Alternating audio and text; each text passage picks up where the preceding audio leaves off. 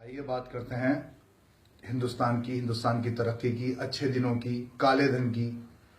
बहुत चर्चा हो रही है, बहुत अपनी सीना पीटा जा रहा है, बहुत छाती ठोकी जा रही है कि हमने ये कर दिया, वो कर दिया, इतने दिनों की परेशानी, उतने दिनों की परेशानी।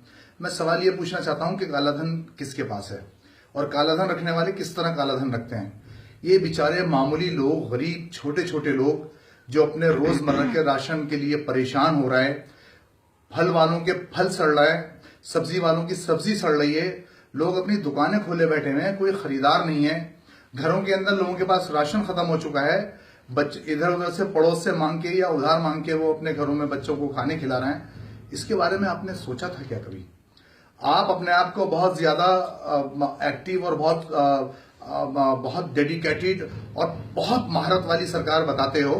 क्या आपके एडवाइजर्स ने आपको बताया नहीं था कि नोट का साइज छोटा किया जा रहा है तो ये परेशानी होगी एटीएम मशीन के अंदर?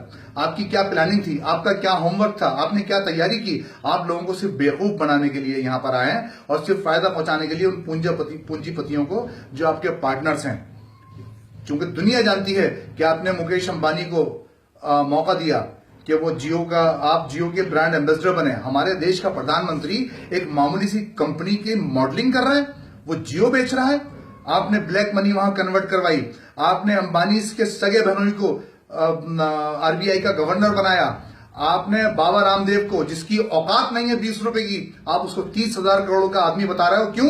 क्योंकि आपने अपने बीजेपी वाले सारे लोगों को कहा कि बाबा रामदेव के साथ पैसा इन्वेस्ट कर दो और बाबा रामदेव को आपने दिखा दिया कि जब वो 20-30 हजार करोड़ का आदमी है, उसकी औकात नहीं है 20 रुपए की, आप उसको 30,000 करोड़ का आदमी दिखा रहे हो क्योंकि सारे बीजेपी वालों के पैसे उसके अंदर ब्लैक मनी को आपने व्हाइट करवाया है। जवाब आपको देना पड़ेगा। अभी तो लोग परेशान हैं, लोग इस चक्कर में चलो आज नहीं तो कल पैसे मिलेंगे, लेकिन वो दिन दूर नहीं है नरेंद्र मोदी, जब तुम्हारे घर पर लोग आएंगे और तुम्हें बाहर खींचकर लाने पे मजबूर करेंगे और तुम्हारी तिक्का बोटी करेंगे।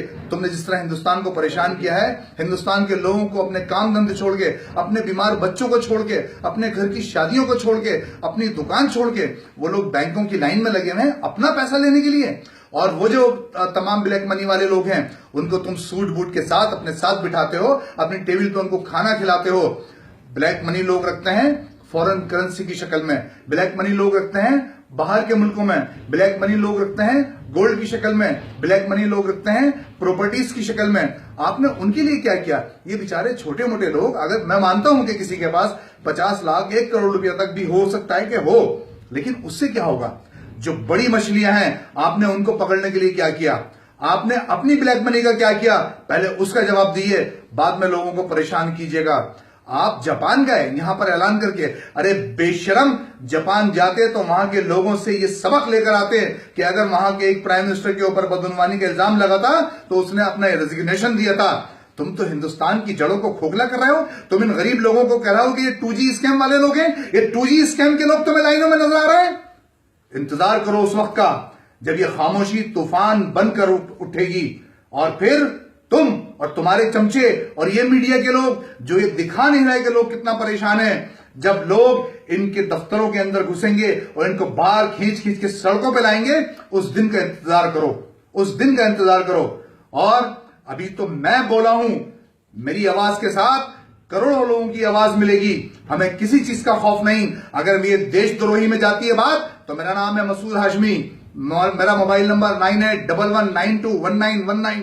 तुम्हें हिम्मत है तो लगाओ मुझ पर देशद्रोह का मुकदमा, क्योंकि दुनिया जानती है और तुम जानते हो तुम्हारे दिल में बेईमानी है, तुम्हारे लोगों के दिल में चोर है कि तुमने बेईमानी का काम किया है और लोगों को परेशान करने का काम किया है।